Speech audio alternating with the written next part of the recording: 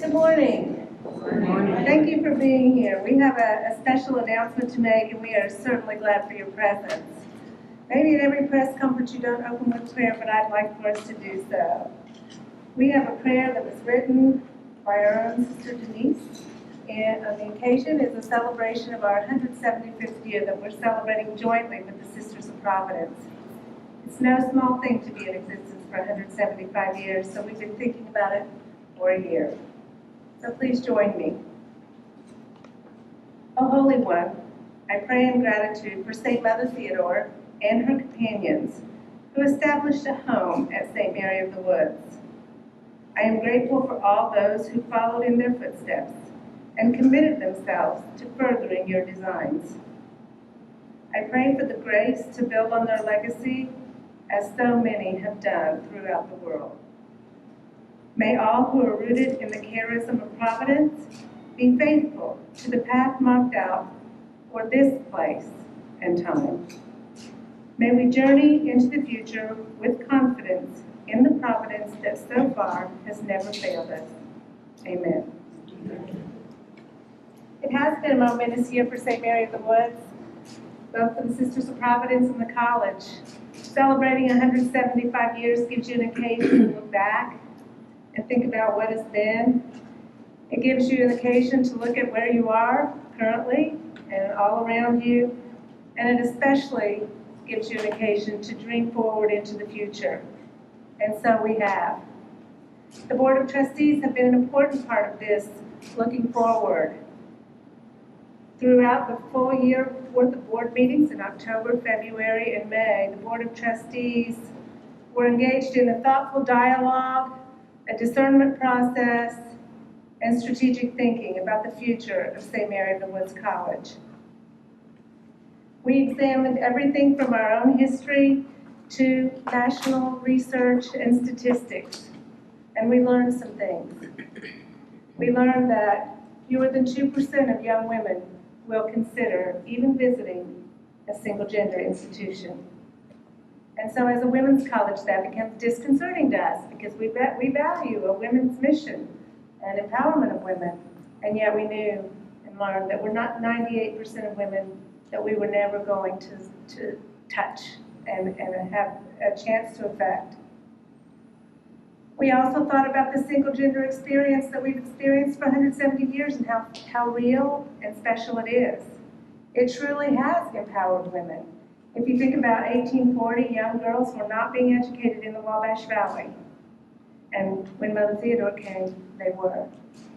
And that was the beginning for them of a journey that pushed all of us forward to educational attainment for women.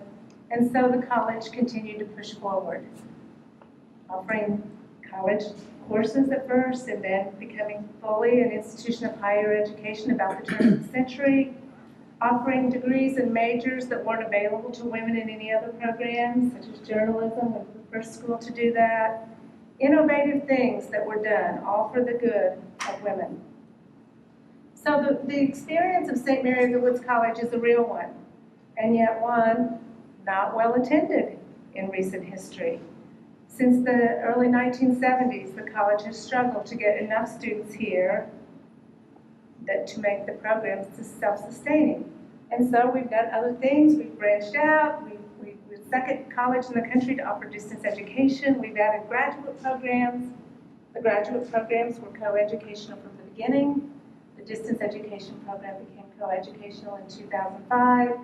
And so in many ways, we've been growing and expanding as the need arose, but always with an eye toward mission, always with a care toward women, and always living up to the legacy that we inherited.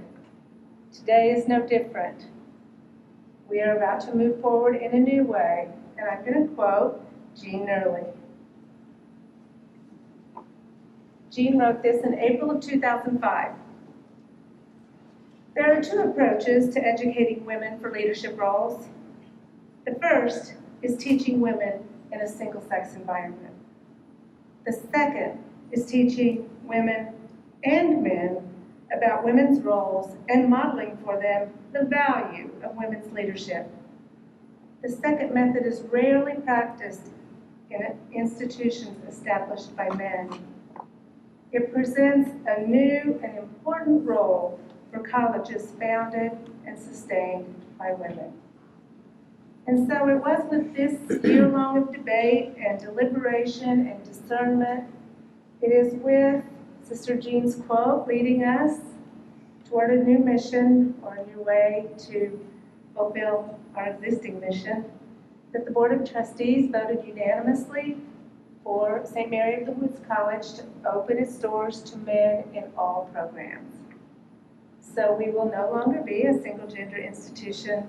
However, we are committed to our legacy of women's leadership and to fulfilling that mission in new and expanding ways.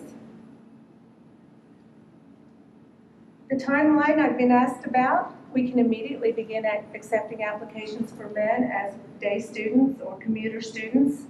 In fact, we have men as day students and commuter students. That's nothing new. We're part of a consortium with ISU and Rose Bowman. In that capacity, we've had men here. We've always educated the sons of our employees for at least 2 years if they wanted to, and we've done that, and they've been here. And right now we have a young man, Nate, in our music therapy equivalency program. And so we will continue that. The men will now be eligible to receive degrees from the Woods. And I want to put together an implementation team for us to be thoughtful in what we do next. We have been an all-women's place in our residence hall for 175 years. So we're going to have to put some thought on how to preserve those traditions that are dear and sacred to us, while at the same time sincerely embracing and welcoming the men who will arrive here. And so I am going to ask to put this team together to be made up of faculty, staff, current students, probably a Board of Trustee member or two. And so it's going to be very important for this implementation team to be thoughtful. And we are poised to, we believe, to welcome men as residential students beginning in the fall of 2016. This is part of our bigger strategic plan. But I thought, really, this is such an announcement that if I tell you the full strategic plan, you won't remember one bit of it. I'm a math teacher, I know this. So today is the announcement of becoming coeducational, and in about a week or two, we will roll out the bigger strategic plan of which this announcement is a part. Your presence here is indicative of your love for us, and for that we thank you. The coming days will be challenging ones as we move forward with a deliberate intentionality to continue in our mission. But we will also be dealing with students and alums who, for them, this has not been an ongoing year-long discernment process, and so there will be many emotions. So we do covet your prayers. Thank you so much for being here.